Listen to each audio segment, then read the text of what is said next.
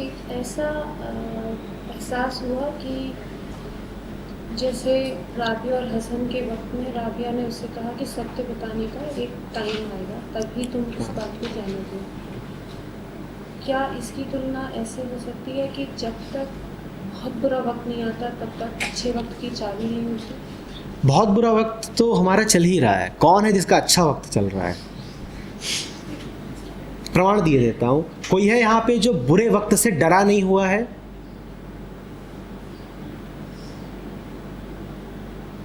और डर ही तो फिर बुरे वक्त का लक्षण है ना।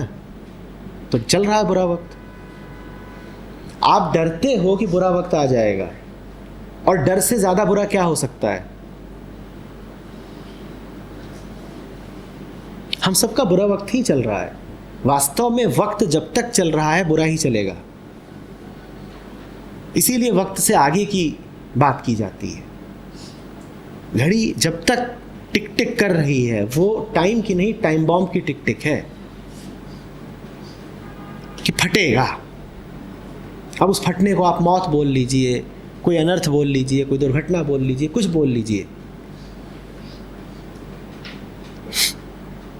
कोई आशंका, कोई अंदेशा। आप कहेंगे आशा भी तो होती है कि कुछ नया आएगा, आशा होती है आगे कुछ आएगा। तो अभी क्या चल रहा है? अच्छा वक्त अगर आगे आना है तो अभी क्या है?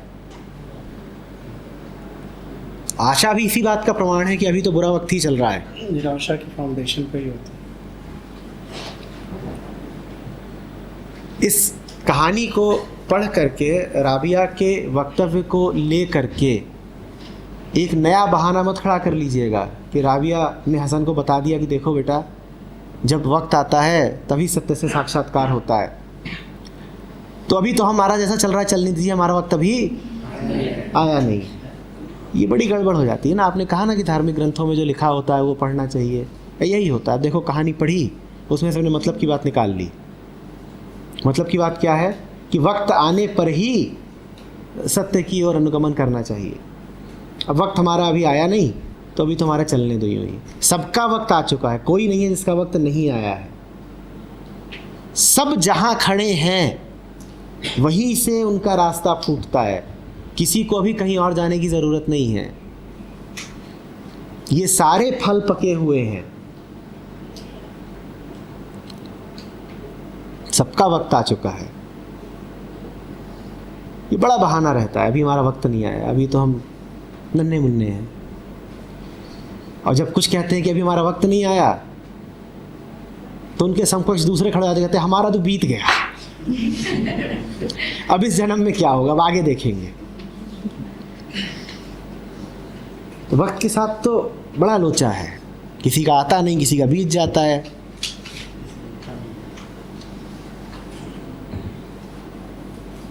सर आज मैं शिविर के लिए जा रही हूँ, तो मैं खुश भी हूँ कि मैं जा रही हूँ, बट मैं बहुत सारे ज़रूरी काम छोड़ के जा रही हूँ। तो आज मेरी सुबह नींद डर से टूटी थी कि मुझे डर लग रहा था। मैं सुबह उठ के सोचा मैंने कि क्यों हो रहा है, इनसिक्योरिटीज़ हैं, जो भी है। फिर समझ में आ गया कि नहीं, आज से सेशन में जा रही हूँ तो उसके बारे में सोचना भी, मैं बड़े आराम से बैठी हूँ, मुझे कुछ नहीं लग रहा। सर यही अंडरस्टैंडिंग की शुरुआत होती है कि समझ में आने लगा है कि क्या है। देखो ये बात सिर्फ तब तक कह रही हो जब तक शिविर में नहीं हो, कि बहुत सारे ज़रूरी काम हैं। वो ज़रूरी काम अभी याद भी इसीलिए आ रहे हैं कि तुम्हारी वर्तमान मानसिक स्थिति उन कामों से ही निर्मित है। वो काम मन पे छाए हुए हैं, जो कुछ भी मन पे छाया हुआ है मन को वही महत्वपूर्ण लगेगा। शिविर में जाने के बाद तो लोग भूल जाते हैं कि काम है नहीं है, तारीख क्या है, फ़ोन कहाँ है, लौटना है वापस नहीं लौटना है। 4 दिन का होता है, 5-5, 7-7 दिन चलता है। उसके बाद भी खींच खींच के वापस लाना पड़ता है कि चलो बहुत हो गया। तब काम कहाँ खो जाते हैं। काम यदि वास्तव में महत्वपूर्ण होते तो खो कैसे जाते। कामों में कोई नैसर्गिक महत्व नहीं है, कोई इनेट वैल्यू नहीं है। काम महत्वपूर्ण है, ये आपको काम ने ही बताया है। काम भूल जाइए, उस काम की महत्ता भी भूल जाएंगे। ये ऐसी ही बात है कि आपकी ज़िंदगी में कोई रहे और जो आपको बार बार बोलता रहे कि देखो मैं तुम्हारे लिए सब कुछ हूँ।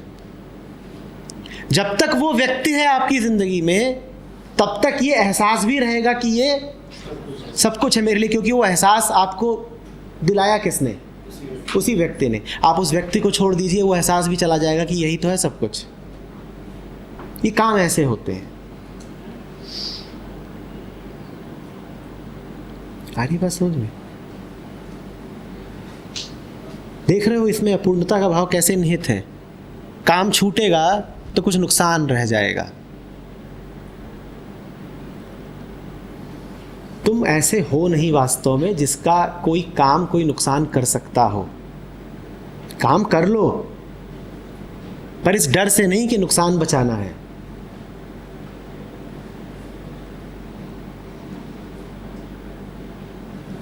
लेकिन वो डर जाएगा कैसे? शिविर में आके यहाँ बैठे बैठे कामों के बीच में रह के तो नहीं जाता। अभी तो समाधान दिया कि जब तक वो व्यक्ति तुम्हारी ज़िंदगी में मौजूद है, ये एहसास भी मौजूद रहेगा कि ये व्यक्ति तो परम महत्वपूर्ण है, इंडिस्पेंसिबल है। इस बात को सुना समझा, पर इसको पूरी तरह एहसास करने तक कैसे जाएं? आपको पूरा एहसास नहीं करना है, आपको जितना समझ में आया उतना होने देना है। उसको रोकिए मत ना। ये रोकने का एक बहाना है कि अभी तो मुझे पूरा एहसास हुआ नहीं। पूरा होगा कब ये बताओ? किसको आज तक पूरा हुआ है? जितना हुआ है उतने के साथ ईमानदारी है क्या? भाई मुझे पूरी बात किसी की समझ में नहीं आ रही है। जितनी समझ में आ रही है क्या मैं उसके प्रति ईमानदारी रख रहा हूं? आप सीढ़ियां चढ़ रहे हो, रोशनी जरा मध्यम है, पूरा ऊपर तक का नहीं दिखाई पड़ रहा, एक एक पायदान नजर आ रही है। क्या बोलोगे कि जब तक सारी सीढ़ियां पूरा स्टेयरकेस नहीं देख लेता तब तक चढ़ूंगा नहीं? और मजेदार बात यह है कि जब अगले पायदान पे कदम रखते हो तो उसका अगला अपने आप दिखाई देना शुरू हो जाता है। जब तक आगे नहीं बढ़ोगे तो आगे का रास्ता दिखाई कैसे देगा? पूरा कभी वहां से नहीं दिखाई देगा जहां खड़े हो। जहां खड़े हो वहां से तो जितना दिखता है उस पे बढ़ो ना आगे।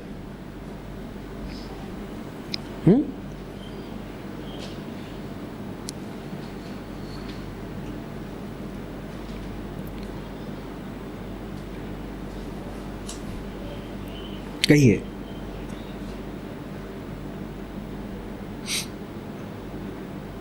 सर, एस्ट्रोलॉजी में जीवन का कोई समाधान है?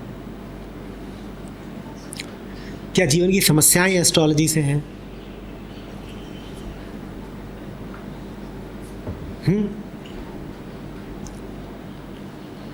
कहते तो है शनि ग्रह बैठा है, ये बृहस्पति बैठा है, ये इसको देख रहा है, उसको देख रहा है, समस्याएं तो बताते हैं। एक आदमी होता है, उसकी ज़िंदगी में 1000 व्याधियां हैं। वो एक व्याधि का दोष देता है बीवी को, दूसरा देता है पड़ोसी को, तीसरा देता है माँ को, चौथा देता है देश काल परिस्थिति राजनीतिज्ञों को। उस आदमी में और इस आदमी में क्या अंतर है? जो अपनी पहली परिस्थिति का जिम्मेदार बताता है शुक्र को, दूसरे का बुध को, तीसरे को मंगल को। हमें किसी और पे दोषारोपण करना है, कोई और नहीं मिला तो चांद सितारे ही सही, इन्होंने कर दिया। ये बस मत मानना कि तुम्हारा अपना मन व्याधिग्रस्त है, ये मत मानना। बुरा समय क्यों चल रहा है? बुरा समय इसलिए चल रहा है भाई साहब क्योंकि आप बेहोश हैं। पर ये सुनना ज़रा अहंकार को चोट पहुंचा जाता है। तो शनि की फलानी दशा चल रही है तो इसलिए बुरा वक्त चल रहा है। शनि की दशा चल रही है, हम तो निर्दोष हैं, जेल में डाल दो शनि को।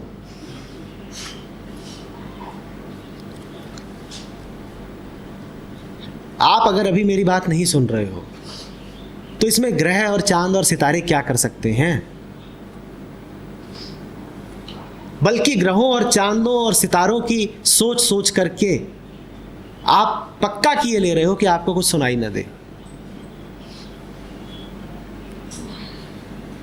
जो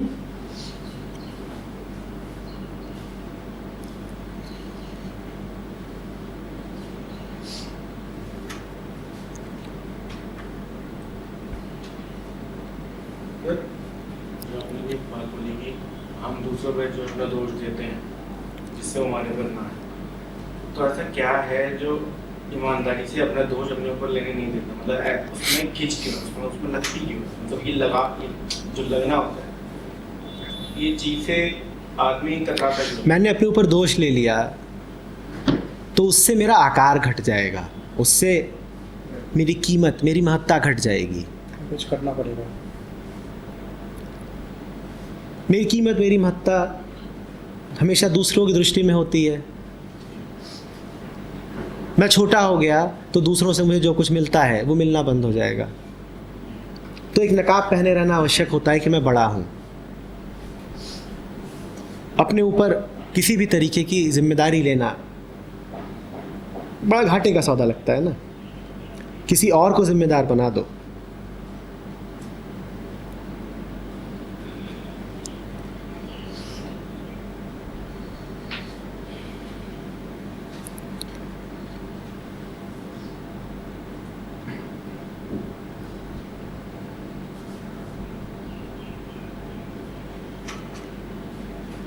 सर अभी आप शिविर में जाने के बाद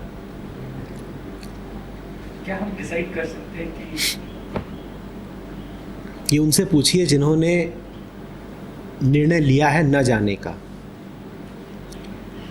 ये सवाल हम पूछ लेते हैं कि क्या जाने का निर्णय ले सकते हैं? न जाने का कैसे लिया था? तब पूछा था कि न जाने का लिया जा सकता है क्या? वो भी नहीं लिया? ऐसा हो नहीं सकता कि वो नहीं लिया, क्योंकि वो तो था। आमंत्रण ठुकराया है ना, ये एक निर्णय ही है। कोई आपको आमंत्रित करता हो, आप न जाएं, तो क्या आपने निर्णय नहीं लिया है? मैं कोई निर्णय ही ना ले, यही तो निर्णय है कि नहीं लूँगा। Decision is also a decision. निर्णय लेना किसी ने छोड़ दिया, किसी ने निर्णय लेना छोड़ दिया, जो होगा वो ठीक है। निर्णय लेना छोड़ना बहुत बड़ा निर्णय है।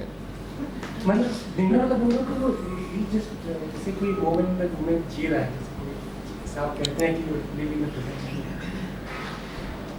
तो उसमें actually he believes in lot of it will happen.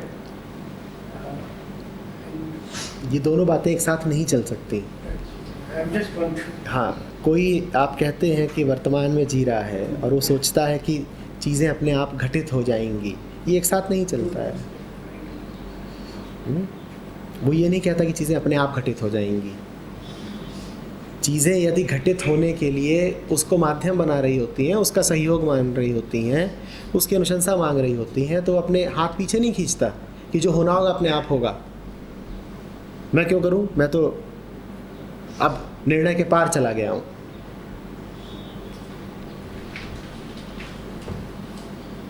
इसमें बात होती है कि कई बार जैसे मान लीजिए आपको वर्तमान में दिख रहा है कि भाई एक्शन लेना चाहिए, फिर लगता है कि भाई जैसे वो तथाता भाव जो है उसको झेल जाओ, तो उसमें कोई डिसीजन नहीं भी लिया जाता है। कुछ बार तो भाई हो सकता है कि इसके आगे कुछ निकलेगा, क्योंकि एक थोड़ा सा विषय तो रहता है कि आप जो चले जा रहे हो तो वो निर्णय है या इसमें कुछ एक्शन लेके किसी डायरेक्शन में चले जाना, इस समझ में ये तो देखिए प्यार की बातें होती हैं, इसमें समझाना क्या है। बुलाया जाता है, कोई खिंच जाता है, कोई नहीं खिंचता, इसमें क्या समझाया जाए। जिन्होंने प्रेम जाना है उन्हें पता है कि वहाँ निर्णय वगैरह की कोई बहुत ज़रूरत होती नहीं है। जो तय होना होता है वो पहले ही हो जाता है।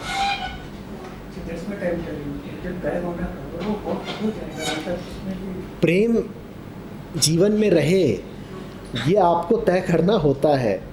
जो मैं बोल रहा हूँ ये बात मात्र उन पर लागू होती है जो पहले प्रेम में हैं और सत्य को समर्पित हैं। जो आदमी अहंकार को विसर्जित कर चुका है, वो तो ये कह दे कि अब जो होना है वो होगा, पर जिसने अपने ही उद्देश्यों की पूर्ति के लिए आध्यात्मिकता को सहारा बना लिया, वो यदि ये बोले अब जो होना हो सो होगा, वो ऐसी ही बात है कि आप किसी के ऊपर पत्थर फेंक दें और गिर रहा है पत्थर, आप कहें देखो मैं थोड़ी कुछ कर रहा हूँ, अब तो जो होना होगा सो होगा। अब जो होना होगा सो होगा नहीं, अब वही हो रहा है जो तुम चाहते थे। अब जो घट रहा है वो कोई अस्तित्व की मर्जी नहीं है, जो घट रहा है वो तुम्हारी मर्जी है।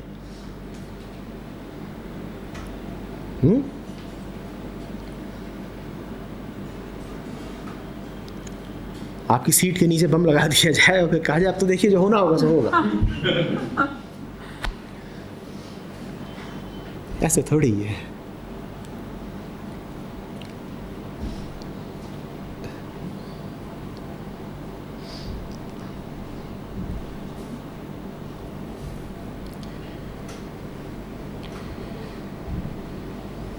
हम जो भी करते हैं वो तभी क्यों करते हैं जब हमको उस चीज़ से प्रेम लगे। नहीं, उस चीज़ से प्रेम नहीं होता है। प्रेम में तो आप बहुत कुछ ऐसा कर जाते हैं जो कि बड़ा अकर्णीय होता है। हाँ, जो कि साधारणतः आप कहेंगे कि ये कोई करने की बात है, ऐसा कोई क्यों करेगा। प्रेम का किसी चीज़ से या किसी कर्म से कोई लेना देना नहीं होता। प्रेम मन की वो स्थिति होती है जिसे मन कह रहा होता है वही हो जो ठीक है, फिर उसके लिए जो कीमत देनी पड़े हम देने को तैयार हैं। प्रेम का संबंध किसी व्यक्ति वस्तु वगैरह से नहीं है। प्रेम का संबंध सिर्फ मन के सत्य के प्रति आकर्षण से है। मन कहता है कि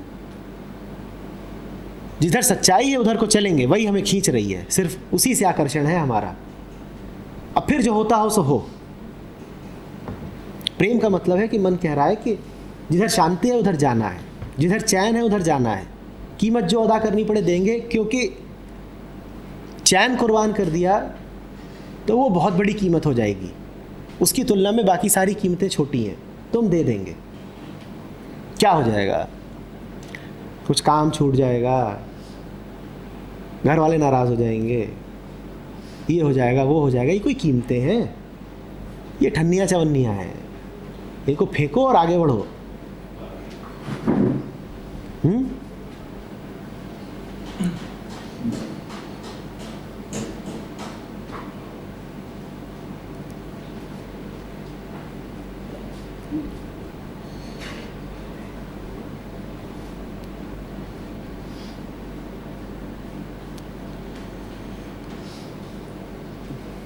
बोलिए, कहिए। लाइफ में सक्सेसफुल होने की डिज़ायर करना सही है?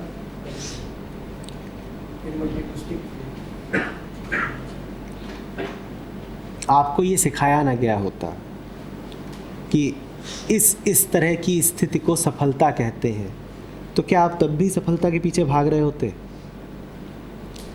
तो आप सफलता के पीछे अगर भाग रहे हो तो भी आप सफल हो गए क्या?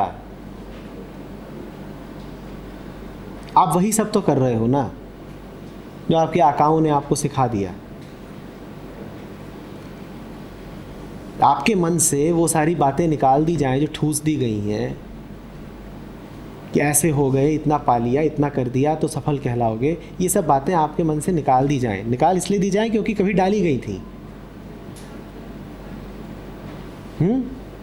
ये सब बातें निकाल दी जाएं तो क्या तब भी सफलता के पीछे वैसे ही पागल रहोगे? मन से इन बातों का विसर्जन ही सफलता है। सफलता इसमें नहीं है कि जो कुछ सिखा दिया गया है कि हासिल करने योग्य है वो हासिल कर लिया। सफलता इसमें है कि जो कुछ सिखाया पढ़ाया गया है उसकी हकीकत जान ली। ये सफलता है। कोशिश ही नहीं करनी चाहिए। अब ये भी मैं बता दूं तो मैंने सिखा पढ़ा दिया ना। कोई सिखा पढ़ा रहा है हासिल करो, मैं बता दूं हासिल ना करो, तो मुझ में उनमें अंतर क्या रहा? मैं कह रहा हूं जो कुछ भी सिखाया पढ़ाया गया है, जो भी कुछ मन की सामग्री बन गया है, उसको एक बार देख तो लो, जांच तो लो, यही सफलता है।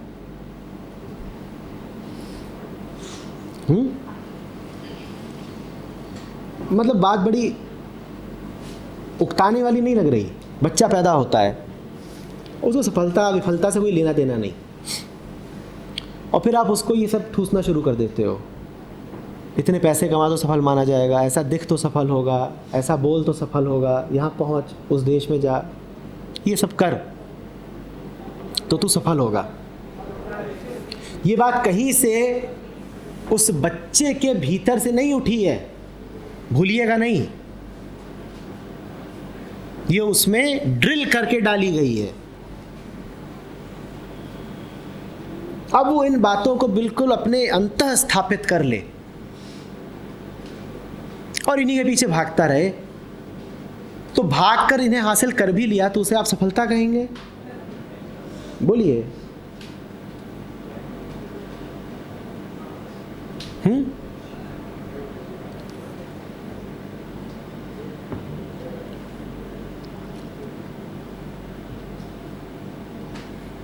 अगर कोई कुदरतन किसी भी चीज़ के लिए आकर्षित है, चाहे वो दौड़ है, चाहे वो कोई भी कार है या कोई भी चीज़ है, और वो उस चीज़ को पाने के लिए अपनी पूरा दम लगा दे, पूरा उसको हासिल भी कर ले, तो वो हो गया। आई मीन उसके बाद उसमें कोई बुराई भी नहीं है और उसमें कोई कमी भी नहीं है। कुदरतन कोई नहीं आकर्षित होता। आपने जिस शब्द का इस्तेमाल किया कुदरत, उसको समझिए पहले। जिसको आप कुदरत कह रहे हैं वो और कुछ नहीं, वो संस्कार है। आप जो हैं वो आकर्षण विकर्षण के खेल में नहीं पड़ता। नैसर्गिक रूप से, स्वाभाविक रूप से आपको कोई आकर्षण हो ही नहीं सकता। हाँ, शरीर को आकर्षण होते हैं, प्रकृति को आकर्षण होते हैं, मन को आकर्षण होते हैं, ये कुदरतन नहीं कहे जा सकते। इनके पीछे नहीं जाया जाता, इनका सच जाना जाता है। क्योंकि जो पीछे जाता है और हासिल करता है, आपको क्या लगता है वो हासिल करके रुक जाता है? देखा है कभी कि कोई कार हासिल करके रुक गया हो और कहे कि बस पूर्ण विराम? ये कल्पनाएं होती हैं कि ये हासिल कर लूँगा तो रुक जाऊँगा। हासिल करके भीतर का खोखलापन, भीतर की बेचैनी और ज़्यादा बढ़ जाती है। जब शांति आती है उसके बाद हमें अपनी ज़रूरतें कम हो ही करती हैं। ऐसा लगता है सिर्फ नीड्स जो है उन्हीं को पूरा करते हैं, तो उससे हम संसार में पीछे रह जाते हैं। फिर कभी हम उस संसार के आकर्षण में आते हैं तो हमें लगता है। अभी आप यहाँ बैठे हैं, आप किससे आगे हैं और किससे पीछे हैं? आप कह रहे हैं कि आप संसार में पीछे रह जाते हैं अगर आप सफलता वगैरह का पीछा ना करें तो। जो सवाल है उस पर ध्यान दें। मैं पूछ रहा हूँ, अभी आप यहाँ बैठे हैं, इतने लोग हैं, आप इनमें से किस किस से आगे हैं और किस किस से पीछे हैं? आप सब यहाँ बैठे हैं, इस क्षण कोई इस तरह का विचार कर रहा है कि कितने लोगों से आप आगे हैं और कितनों से पीछे हैं? कोई सवाल नहीं है ना। ये सवाल ही कब उठता है? जब आपका माहौल ख़राब होता है, तब आप होड़ में होते हैं, तब आप प्रतिस्पर्धा में होते हैं। और ख़राब माहौल में जो कुछ आपके मन में आता है, जिस होड़ में आप फंस जाते हैं, वो होड़ आपने जीत भी ली तो कुछ ऐसा ही जीत लिया जो मूलतः खराब था। Even if you win the rat race, you are still a rat.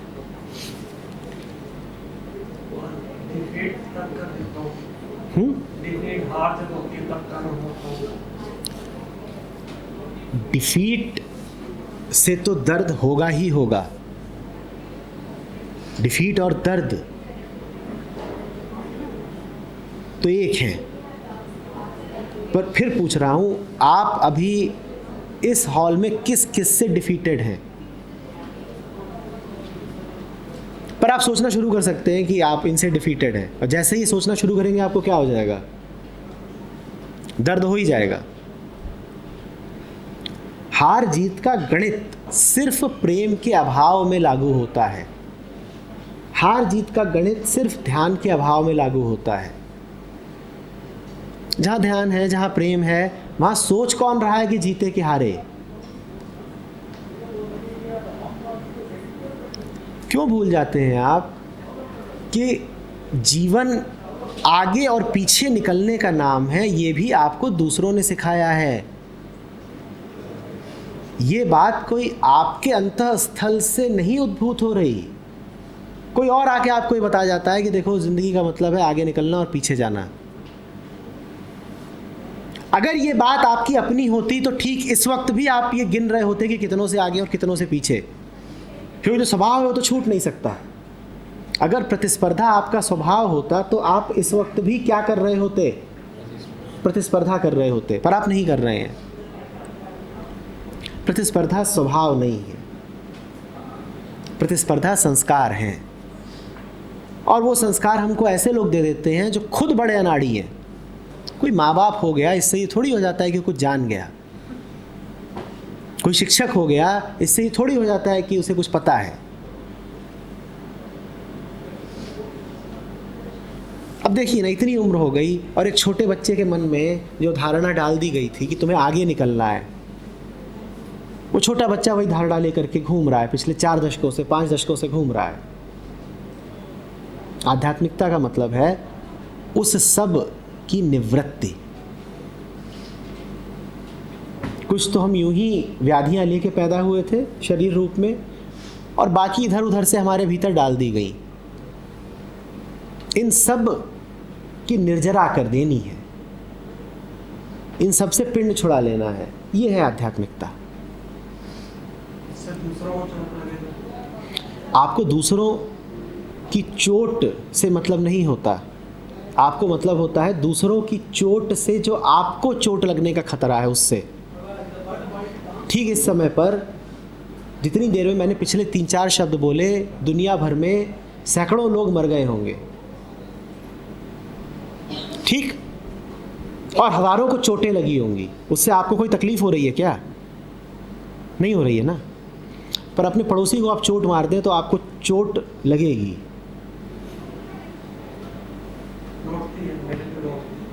मेरे पे लौटती है, बस यही खतरा है ना। न लौटती तो कोई चोट नहीं लगती। खतरा यही है कि पड़ोसी को चोट लगी तो फिर मुझे भी पड़ेगा। आप जिनको कहते हैं कि इनसे तो हमें इतना प्यार है कि हम इन्हें चोट नहीं पहुंचा सकते, वो प्यार इत्यादि नहीं है, वो बस डर है कि इसको चोट लगी तो ये छोड़ेगा नहीं।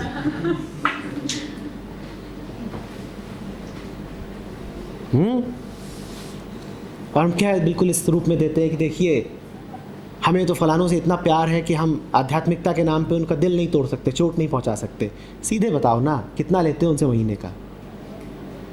तुम उनको चोट दोगे, तुम्हें महीने का जो मिलता है मिलना बंद हो जाएगा। तुम उन्हें चोट दोगे, उनके घर में तुम्हारा दाखिला बंद हो जाएगा। तुम उन्हें चोट दोगे, उनकी संपत्ति के वारिस नहीं रहोगे। तुम उन्हें चोट दोगे, उनके शरीर पर, मन पर तुम्हारा हक नहीं रहेगा। इसलिए नहीं देते हो चोट। ये कोई प्रेम है? इसको ऐसे दिखाते हो कि बड़ी करुणा उठी है। हम तो किसी को चोट नहीं पहुंचाना चाहते। और ये बात अक्सर हांडी चिकन खाते हुए बोल रहे होते हो। देखिए हम तो किसी को चोट नहीं पहुंचा सकते।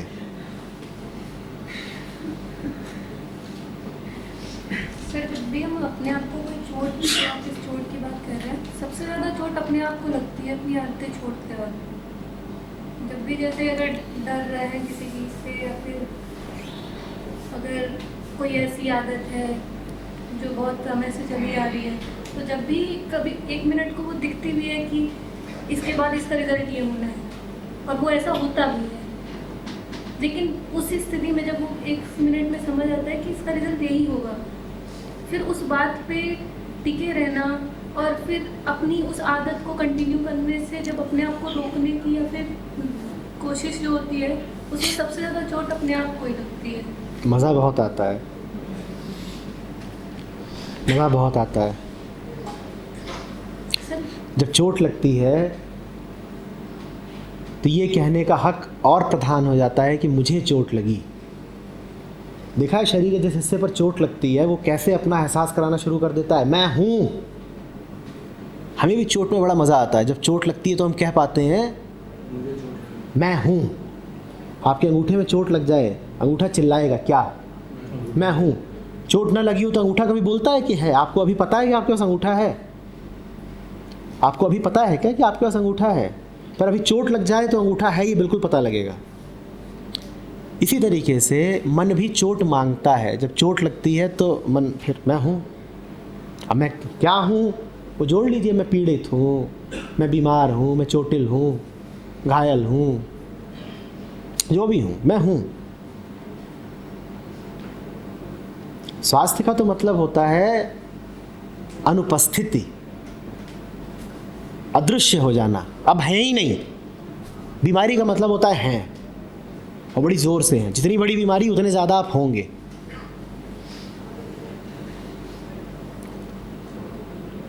तो ये जो आदत हो गई है चोट खाने वाली, जिसको छोड़ने में और चोट लगती है लगता है। उन चोटों को ध्यान से देखो। अभी तुम चोट खाती हो, उसके मज़े लेती हो, अन्यथा चोटें चल सकती नहीं थी। जो वास्तविक चोट लग रही है उससे अनभिज्ञ हो, क्योंकि अपनी ज़िंदगी को देख नहीं रही हो, नफ़ा नुकसान का कुछ पता नहीं है।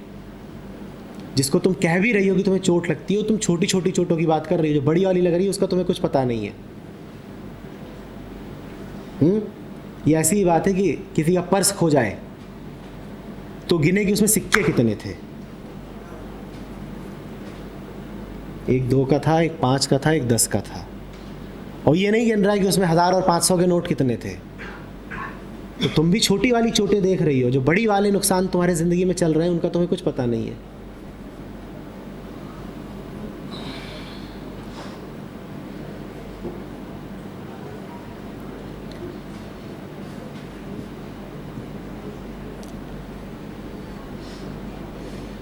देखो, मुझसे बात करोगे तो यही खतरा है। मैं इधर उधर की करूँगा नहीं, मैं तो ज़िंदगी पे ला दूँगा।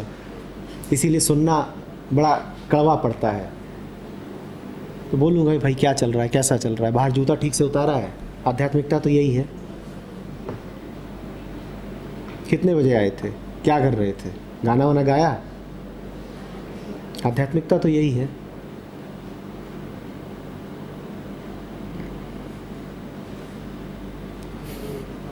यहाँ से जाते हैं 3 का फार्मूला काम करता है। 3 दिन पूरा असर होता है, पूरा मन शांत, बिल्कुल ऐसा लगता है नहीं है। चौथे दिन डामाडोल हो जाता है। बाकी 3 दिन हमको भी गम ने मारा है, हमको मारा, मतलब ये सिचुएशन आ जाती है। फिर वही दुनिया में, फिर वही काम, फिर वही सब, और दिल करता कुछ करो, ड्राइंग चल रही है, आगे कैसे करें। पहले 3 दिन आप आखिरी 3 दिनों की तैयारी कर रहे होते हैं। वो आ नहीं सकते थे बिना आपकी अनुमति के। नहीं, ऐसा हुआ अभी मानसिक तनाव में एक सिचुएशन से निकला। मैं देख रहा था, आप कहते हो जियो, मैंने जीने की कोशिश की है, ठीक है, लाइफ का हिस्सा ये होगा, लेकिन तोड़ता तो बहुत है। हाँ, क्योंकि मैं कुछ नहीं कर पाया, मतलब शांत नहीं हो पाया। मैं उस तनाव को एक भ्रांति और दूर कर लेते हैं कि आध्यात्मिकता कोई कवच वगैरह नहीं है जो आपको तोड़ने से सुरक्षा दे देगा। आध्यात्मिकता का मतलब यही है कि टूटेंगे तो शान से टूटेंगे। ज़्यादा टूटता है, वैसे कम टूटता हो, इससे ज़्यादा बिल्कुल ज़्यादा टूटता है। आध्यात्मिकता का मतलब ही यही है कि अब डर नहीं रहा टूटने के खिलाफ। पहले तो डरे डरे घूमते थे कि टूट गए तो न जाने क्या होगा। अब कहते हैं क्या होगा, टूटी तो जाएंगे, तोड़ लो। कर क्या लोगे, तोड़ दोगे, तोड़ दो। ये भ्रांति मन से निकाल दीजिए कि आध्यात्मिक आदमी को सुख दुख का कोई अनुभव नहीं होता। उसे सुख दुख का और गहराई से अनुभव होता है।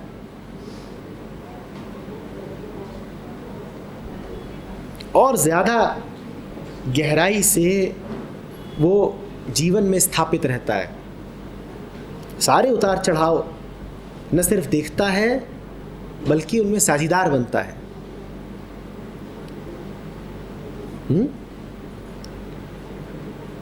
तोड़ने दीजिए, जो कुछ आ रहा है तोड़ने के लिए आने दीजिए ना उसे, और शौक से टूट जाइए। वही सब तो टूटेगा ना जो टूट सकता है। जो अटूट है वो कैसे टूटेगा? आध्यात्मिकता का अर्थ है कि कुछ अटूट मिल गया है, तो बाकी सबको टूट जाने दो, टूटने दीजिए, क्या हो गया।